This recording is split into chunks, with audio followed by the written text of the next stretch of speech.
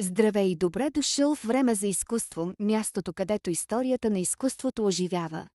Днес ще се потопим в една от най-кирките и вдъхновяващи епохи – Ренесансът. Епоха, в която човекът се възражда, знанието процъфтява, а изкуството придобива нови, дълбоки измерения. След дългите векове на средновековието, когато всичко се е въртяло около религията и догмата, в Ренесанса човекът отново става център на внимание.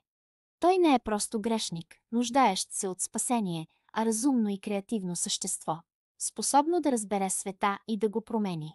Центърът на тази културна революция е Италия, по-конкретно Флоренция. Там фамилии като Медичи подкрепят художници, архитекти и мислители. В изкуството настъпват революционни промени. За първи път художниците използват линейна перспектива, техниката, която придава дълбочина на изображенията и ги прави реалистични. Светлината и сянката, наричани киароскуро, придават живот на фигурите. Сред най-кирките фигури на епохата е Леонардо да Винчи, универсален гений, съчетаващ наука, изкуство и философия. В неговата Мона Лиза се крие загадка, която продължава да вълнува света. А Тайната вечеря показва психологически драматизъм, невиждан дотогава. Микеланджело, друг титан на Ренесанса, вдъхва живот на камъка.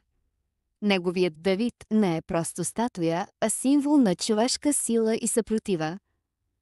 А фреските в Сикстинската капела разказват за сътворението на света по начин, който спира дъха.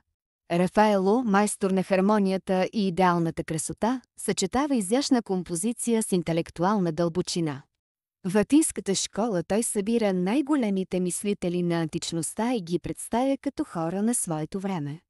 И не на последно място Сандро Ботичели, художник, чието изкуство сякаш идва от сън. В следващото видео ще ти разкажа повече за него, но днес ще спомена само раждането на Венера. Картина, в която красотата, митологията и нежността се преплитат в съвършена хармония. Ренесансът не е просто стил. Той е идея. Този дух на възраждане е в основата на съвременния свят. Той е причината днес да вярваме в образованието, в науката, в изкуството. И макар да е започнал преди повече от 600 години, Ренесансът е жив и днес. В книгите, които четем, в музеите, които посещаваме, в начина, по който търсим смисъл. Ако ти беше интересно, абонирай се за канала и очаквай нов епизод всяка неделя.